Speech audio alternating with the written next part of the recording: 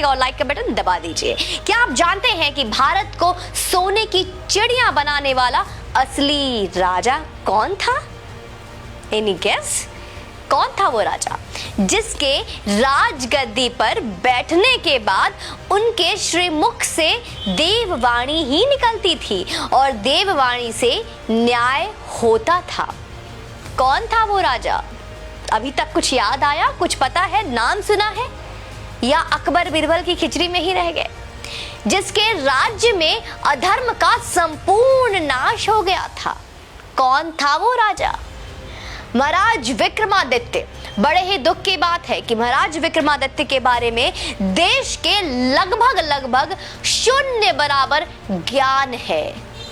नहीं पता ना? जिन्होंने भारत को सोने की चिड़िया बनाया था और स्वर्णिम काल लेकर आए थे।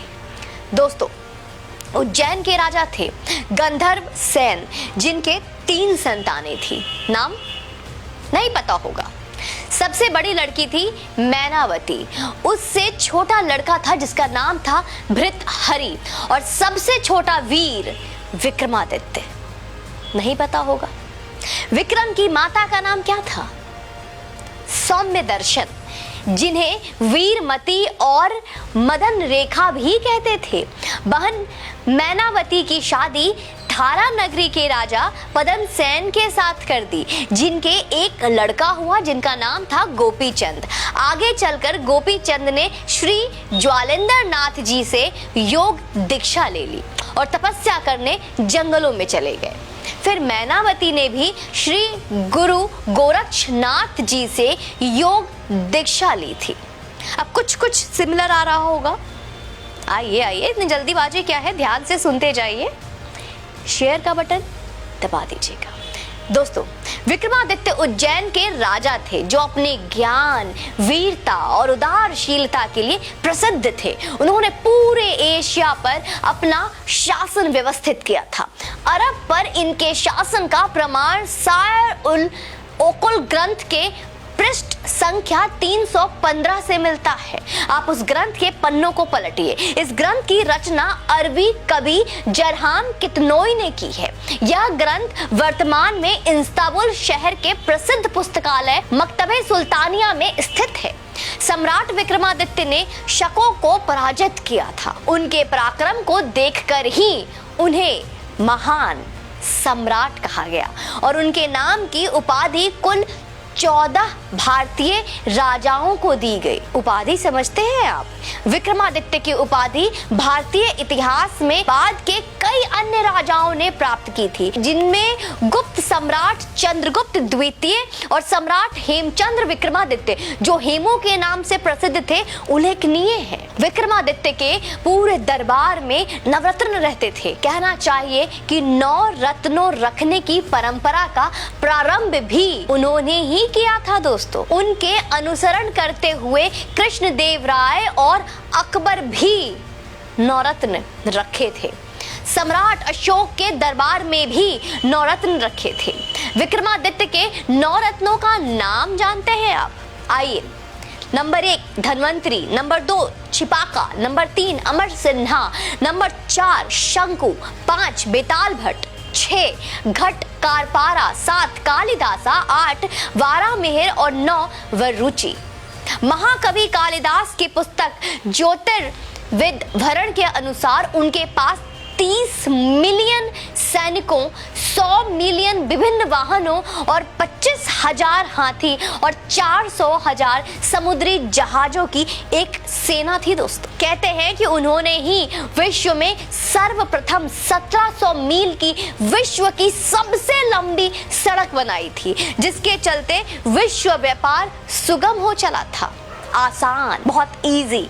आज ये देश और यहाँ की संस्कृति केवल विक्रमादित्य के कारण अस्तित्व में है। इस बारे में ज्ञात है आप? अशोक मौर्य ने बौद्ध धर्म अपना लिया था। शायद ये इतिहास के किताबों में भी पढ़ाया गया था और बौद्ध धर्म बनकर 25 साल राज किया था। भारत में तब सनातन धर्म लगभग समाप्ति पर आ गया था। दोस्तों, जी हाँ, आप बहुत चौंक रहे होंगे सुनकर कि मैं क्या कह रही हूँ। देश में बौद्ध और अन्य हो चुके थे। रामायण और महाभारत जैसे ग्रंथ खो गए थे, बिल्कुल खोने से लग गए थे। महाराज विक्रम ने ही पुनः उनकी खोज करवाकर उसे स्थापित किया। विष्णु और शिव जी के मंदिर बनवाए और सनातन धर्म की फिर से संरक्षण किया, बचाया। विक्रमादित्य के 9 रत्नों में से एक कालिदास ने अभिज्ञान शाकुंतलम लिखा। अभिज्ञान शाकुंतलम का नाम शायद कुछ सनातनियों ने पहले भी सुन रखा होगा, जिसमें भारत का इतिहास है। अन्यथा भारत का इतिहास कहा क्या मित्रों? हम भगवान कृष्ण राम को ही खो चुके थे। हमारे ग्रंथ ही भारत में खोने के कगार पर आ गए थे। बहुत चौंकाने वाली बात बता रही हूं मैं आपको। उस समय उज्जैन के राजा भृतहरि ने राज छोड़कर श्री गुरु गोरक्षनाथ जी के योग की दीक्षा ले ली और तपस्या करने जंगलों में चले गए और अपना सारा राज अपने छोटे भाई विक्रमादित्य को सौंप दिया। वीर विक्रमादित्य भी श्री गुरु गोरक्षनाथ जी से गुरु दीक्षा लेकर राजपाट संभालने लगे। और आज उन्हीं के कारण, हाँ मैं फिर से बार बार दोहराऊंगी, आज उन्हीं के वजह से, उन्हीं के कारण सनातन धर्म बचा हुआ है। हमारी संस्कृति, हमारा धरोहर बची हुई है। Our heritage, our culture is still safe because of him। महाराज विक्रमादित्य ने केवल धर्म ही नहीं बचाया है, उन्होंने देश को आर्थिक तौर पर सोने की चिड़िया बनाई। उनके राज को ही भारत का स्वर्णिम राज कहा जाता है दोस्तों। विक्रमादित्य के काल में भारत का कपड़ा विदेशी व्यापारी सोने के वजन से खरीदते थे। एक वो वक्त था, भारत में इतना सोना आ गया था, इतना अधिक सोना था कि वो सोना नहीं, गोल्ड। सब लोग सो जाओ, गोल्ड। विक्रमादित्य काल में सोने के सिक्के चलते थे। आप गूगल इमेज कर विक्रमादित्य के सोने के सिक्के देख सकते हैं कि किस तरह के सोने के सिक्के उस वक्त होते थे, किस तरह के सोने के सिक्के पाए जाते थे उनके काल में। कैलेंडर जो विक्रम संवत लिखा जाता है वह भी विक्रमादित्य का स्थापित किया हुआ है। हमें उसे फिर से लाना है। आज जो भी ज्योतिष गणना है, जैसे हिंदी संवत, वार, तिथियां, राशि, नक्षत्र, गोचर आदि, उन्हीं की रचना है। वे बहुत ही पराक्रमी, बलशाली और इतना ही नहीं, बहुत ही बुद्धिमान राजा थे। कई बार तो देवता भी उनसे न्याय करवाने आते थे। आप इस बात से अंदाजा लगा सकते हैं। विक्रमादित्य के काल में हर नियम धर्म शास्त्र के हिसाब से बने होते थे। न्याय, राज सब धर्म शास्त्र के नियमों पर चलता था। आप इससे उनका छवि अपने मस्तिष्क में खुद निर्माण कर सकते हैं। विक्रमादित्य का काल प्रभु श्री राम के राज के बाद सर्वश्रेष्ठ माना गया है, जहां प्रजा धनी थे, जहां प्रजा खुश थे और धर्म पर चलने वाले थे। बड़े दुख की बात है कि भारत के सबसे महानतम राजा विक्रमादित्य के बारे में हमारे विद्यालयों में, स्कूलों में, कॉलेजों में कहीं कोई स्थान नहीं है। कोई उचित स्थान ही नहीं दिया गया उन्हें। देश को अकबर, बाबर, औरंगजेब जैसे दरिंदों और आक्रांताओं का इतिहास पढ़ाया जा रहा है। उन्हें महान बता। इस वीडियो को अधिक से अधिक शेयर करें।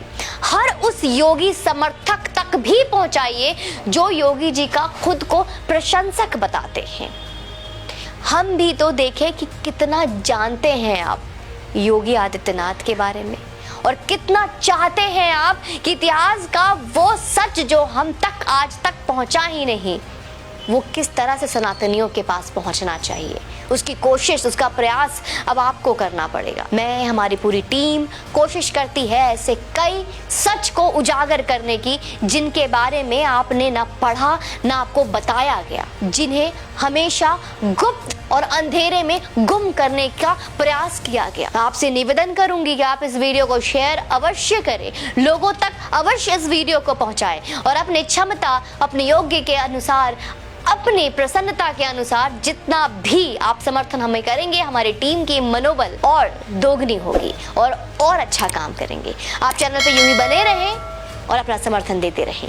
जय हिंद, वंदे मातरम।